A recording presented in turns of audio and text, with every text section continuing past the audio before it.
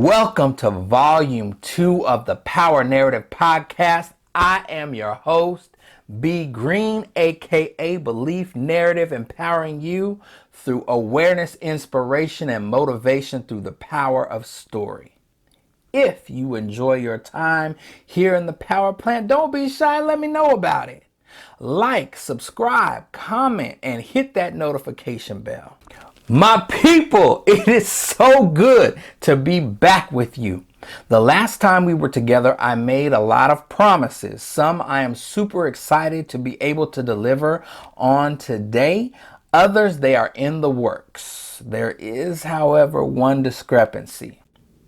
In order to keep the promise, to reformat this platform to be able to better serve and equip you, I had to break the other promise with only being gone for a month and a half. Now, in that time that I was gone, there was a 6-month spiritual journey that took place of epic proportions, and I will share that with you as the podcast goes on. I've been away so long, I feel it necessary to reintroduce you to the newly upgraded Power Plant and the updated podcast, where once a month we will begin journeying through a series and going in depth into powerful, empowering concepts that are all connected to that one central idea. And as promised, at the end of the month, we close it out with the highly anticipated new interview segment known as the Amp Hour, where a special guest will be joining us, amping us up through the power of their story. The entire platform has been upgraded. As right now, you can go to the website and schedule life empowerment coaching. And also, you can pick yourself up belief affirmation wear products. These are all to keep your energy high and undeviatingly focused towards accomplishing your goals. Without further ado, welcome to this month's series known as the Reboot, where we explore the processes and purpose of restarting, and we begin our journey with the empowering concept of reintroduction. Let's plug in. A young man worked at the hospital in environmental services, EVS for short, and his day, or rather the difficulty of his day, was more associated to who he was working with rather than what his cleaning assignments were. There was this one particularly special charge nurse who seemed to have it in for him. I mean, she gave him the blues all the time, just known for being domineering, bossy, and just talking down to him like he was a peon. It got so bad that one day, one of the other nurses pulled the charge nurse aside and said, "You know, why are you so mean to such a hard worker? You just really don't have to be so rude." Her reply, saying it loud enough for him to hear, "Who, him? He pushes a mop bucket, for goodness sakes."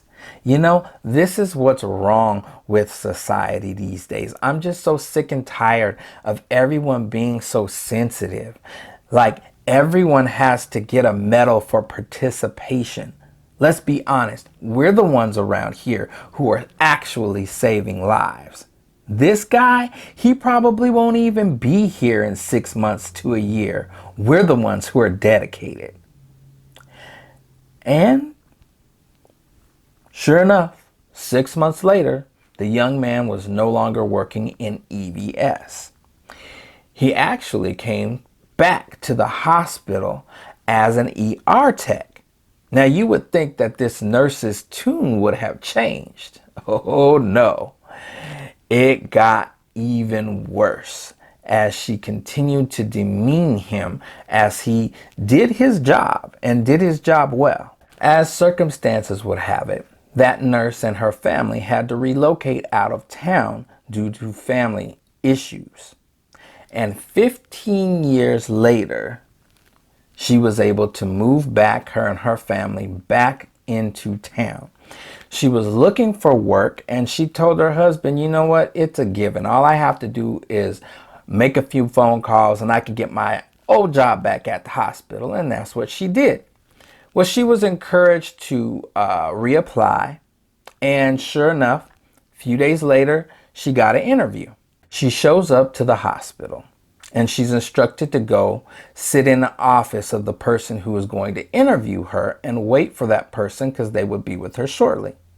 So she sits down and starts looking around and getting comfortable, preparing what it is that she's going to say. And who should walk into the room to interview her?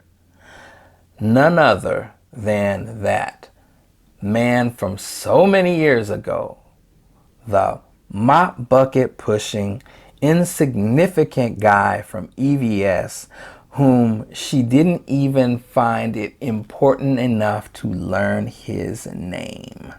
Before sitting down to interview her, he walks over and extends his hand and says, I'd like to reintroduce myself. I am nurse practitioner Malik Watkins, director of nursing. She shook his hand, stunned, takes a deep breath, and says, well, I guess this interview was over before it started. She starts gathering up her stuff, and as she's walking out, he says, really? Are you going to let who you used to be stop you from becoming who you could be? Because on paper, I see the career of an extremely skilled nurse. And I took this interview to find out if your compassion had grown to meet that skill. Has it? Now, there are several principles that we can get from this story, but we're going to overlook the obvious ones and take a different perspective. You may have known me way back when I was in the midst of this and wholeheartedly believed in that. And based upon the circumstances of how and when we met, you may think that you know me. Well, I assure you, I am not the same person I was 6 months ago, much less 6 years ago. Now, there are 3 components that make reintroduction possible: a change of mind, growth, and familiarity. If growth is what you desire, you're going to have to become unfamiliar with certain situations, certain thought processes, and certain people. Now, this unfamiliar territory can be more frightening for some than the unhealthy routines that someone is trying to change. The main principle here is nothing finite stays the same, even if it may appear to. The healthy response to this fact is to grow with the life cycle and not fight against it. Like any great story, there is a beginning, a middle, an end, and then a new beginning. There are people who refuse to accept change, and by refusing change, they also refuse growth. A family member posted this profoundness: most people die at 30 and are buried at 70 or 80. Just sit with that for a second. They misinterpret seasonal for permanence and mess around trying to get that old thing back. And when they lose that fight, they shut down and attempt to exist in the past rather than learn and grow from it. Now, you may not be able to change the situation but you can change your relationship with the situation. Remember, it's not about where you are, but about where you're headed. And we have to get away from this idea that our identity is wrapped up in circumstance. Once you make the decision to be dedicated to growth and people try to attempt to treat you the way that they used to, don't trip.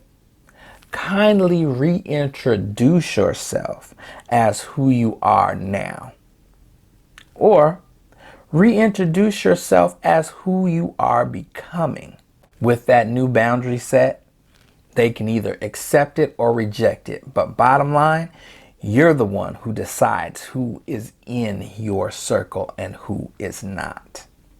One of my favorite reintroduction stories in scripture has to be between Joseph and his brothers. Now, Joseph could not become the earthen vessel that the Creator would use to bless nations if he had allowed the pain of the past to block his progression of growth. And yes, awful things happened, and they still do. Oh, the people that threw you away. Oh, the people that misused you, mistreated you, plotted against you, left you for dead once they thought that they couldn't get anything else out of you. All those people, all those situations, all those awful things can be used as a part of your reintroduction story if you use it as fertilizer from which to grow. Oh, when you give yourself over to the power of the concept of the reboot for the right reasons, your reintroduction story is going to be so powerful and your growth is going to be irrefutable. Trust me when I say I'm not on some childish, vengeful, look at me now type stuff. If that was the case, we would be focusing the rest of this story on Joseph's brothers' reaction to the reintroduction. But what we're focusing on is Joseph's reaction to the big picture of the story of his life that allowed the reintroduction to happen. Because see, he at that point had the power, but he understood that the power was given to him by the same one who protected him when he felt powerless.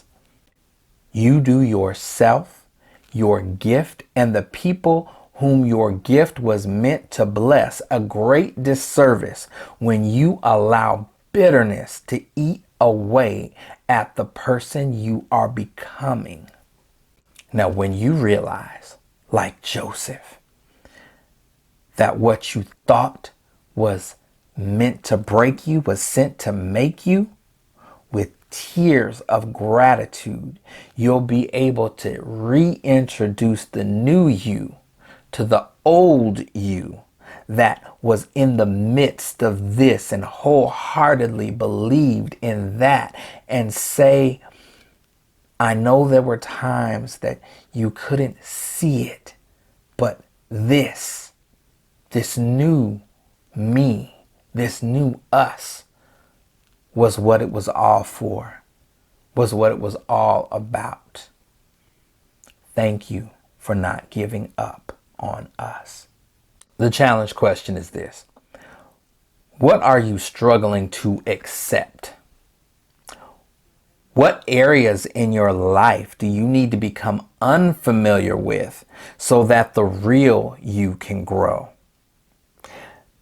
And who is waiting on you to reintroduce yourself that needs the gift that you were designed to share? To change the narrative in your life, take the next step. Invest in yourself and book a life strategy coaching session with me at www.beliefinteriordesign.com. Let's start the journey of making belief reality.